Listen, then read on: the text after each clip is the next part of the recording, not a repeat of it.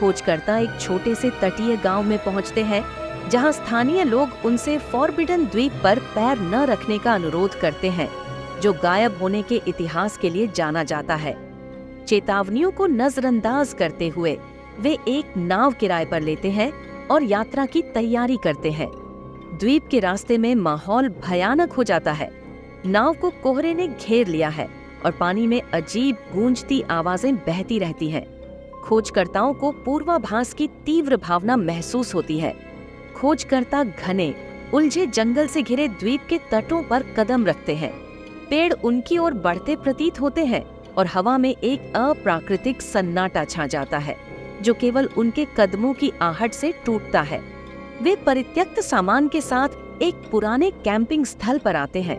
नक्शे, पत्रिकाएं और आधी जली हुई लकड़ी इधर उधर बिखरी पड़ी है, जो किसी पिछले समूह की ओर इशारा कर रही है, जो शायद बहुत पहले यहाँ आया था और जल्दी में चला गया था, या यहाँ से गया ही नहीं। जैसे ही रात होती है, उन्हें पेड़ों पर पदचाप और फुसफुसाहट सुनाई देती है।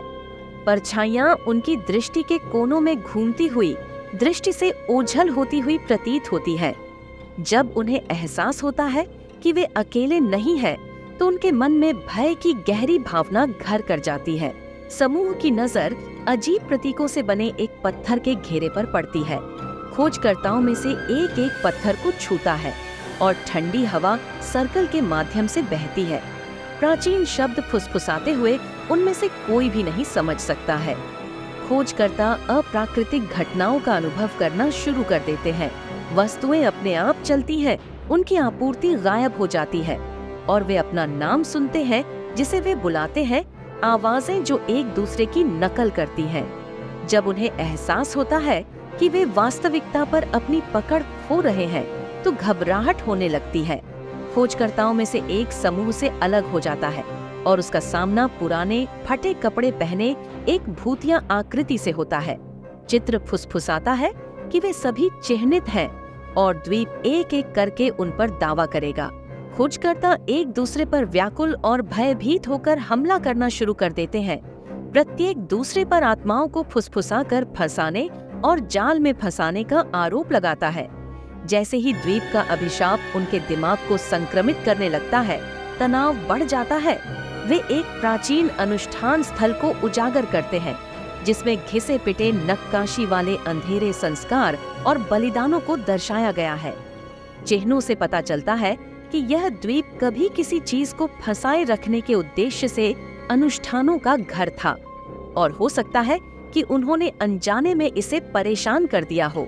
उन्हें एहसास होता है कि अंधेरे में कोई चीज उनका शिकार कर रही है। पेड़ों के बीच से परछाइयां फिसलती रहती हैं, हमेशा उनकी पहुंच से दूर, उन्हें देखते हुए। खोजकर्ताओं में से एक रात में गायब हो जाता है। उनकी चीखें जंगल में गूंजती हैं। कुछ शेष खोजकर्ता पत्थर के घेरे में एक साथ इकट्ठा होते हैं और द्वीप की दुष्ट शक्ति से बचने के लिए अनुष्ठान स्थल पर देखे गए चिन्हों को फिर से बनाने का प्रयास करते हैं। जैसे जैसे वे हताशापूर्वक जप करते हैं, परछाइयां घनी होती जाती हैं, लगभग दम घुटने लगती हैं। एक शक्तिशाली आत्मा साकार हो उठती है और अपने आप को द्वीप के प्राचीन संरक्षक के रूप में प्रकट करती है, जो उनके घुसपैठ से क्रोधित हो जाती है। यह चेतावनी देता है कि द्वीप में प्रवेश करने वाला कोई भी व्यक्ति बाहर नहीं जा सकता। जैसे ही आत्मा अंदर आती है, खोजकर्ता अपने जीवन के लिए मोलभाव करने की कोशिश करते हैं।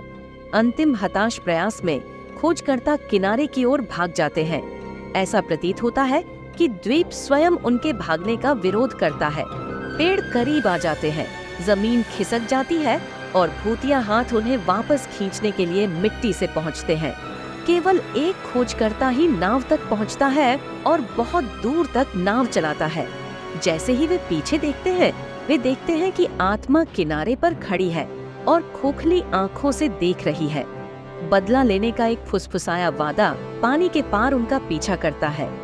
गांव में अकेला जीवित व्यक्ति यह समझाने की कोशिश करता है कि क्या हुआ था, लेकिन कोई भी उन पर विश्वास नहीं करता है। उस रात वे फुसफुसाहट सुनते हैं और अपने कमरे में छाया की झलक पाते हैं। उन्हें एहसास होता है कि वे द्वीप का अभिशाप अपने साथ वापस लाए होंगे।